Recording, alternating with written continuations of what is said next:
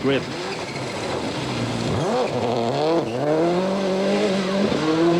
flat left 40, right max cut to water 40, fast left minus cut times water, to fast left plus 150.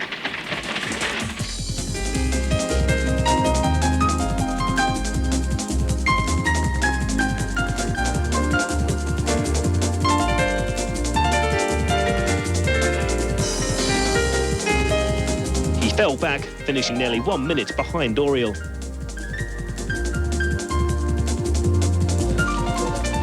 Noting the time of the Subaru, a 1-2 for Toyota was unlikely, as Sainz and Moya started nearly 50 seconds behind Burns.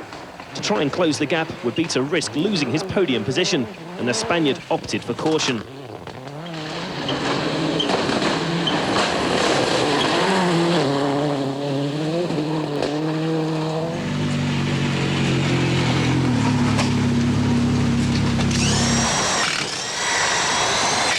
I think now it's more or less decided, at least for the third place, and now even the first position seems to be quite clear, so I think everything is in place.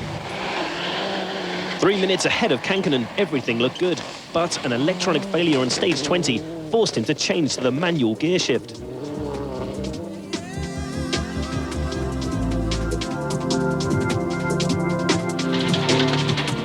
Para uno, iba. Ya animalada. Derecha rápida, ojo, acaba que corta, rasa, se acaba derecha que corta. If positions were to stay the same, this would be his 7th podium of the year.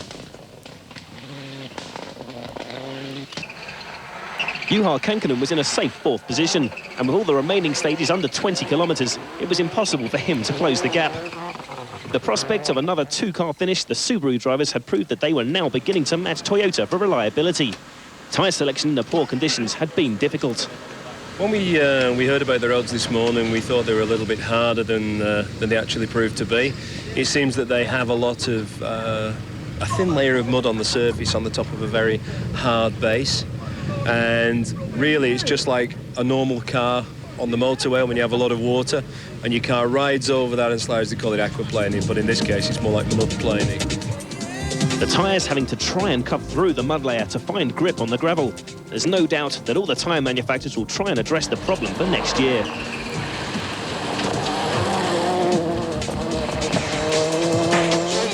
To bumps, 50, turn long bad right.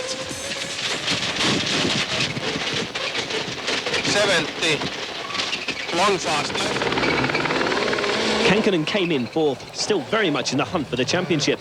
However, the next round in San Remo is run on tarmac, which will not favour the Subarus. Harry Rovanperä started so far back that they drove without risk to secure 5th. With co-driver Risto Pietiläinen, they could only wait to see if any misfortune was to occur in the top 4. The Seat had survived some of the toughest conditions of the year and had proved its reliability.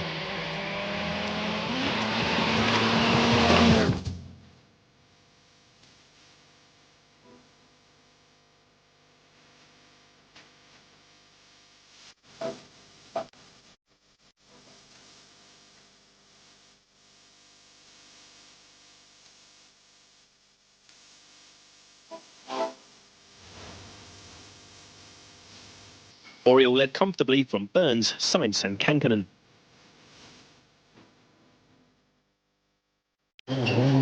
Volkanezik took 4 points in the FIA Teams Cup and finished 6th overall. The final day saw a momentous achievement for Hyundai. They scored a 1-2 in the 2-litre World Cup. McRae finished in the overall top 10, and they took team and drivers' titles in the Asia Pacific Series.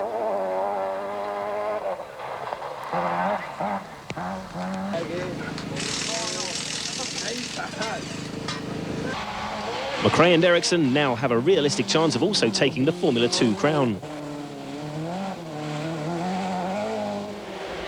Oriol's win had made history as the first World Rally Championship victory in China. Absolutely phenomenal. I've no idea what he's concentrating about, but I know that I'm just sitting in the car very nervous, waiting for times. It was also Toyota's first outright win of the year. Spot on. Denny, fantastic. I suppose you had quite an exciting last stage. It was very exciting here. Thank you very much indeed. Congratulations, everybody. Didier Auriol and Dennis Uriday's patience have at last paid off.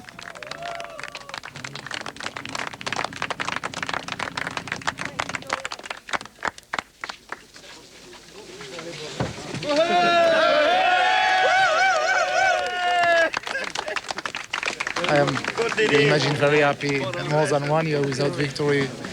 But you know, sometimes it's like that in the life. You need to wait. You believe in your head. You know why. You need sometimes a little bit more luck. I was not in panic, no stress, just relax. I am for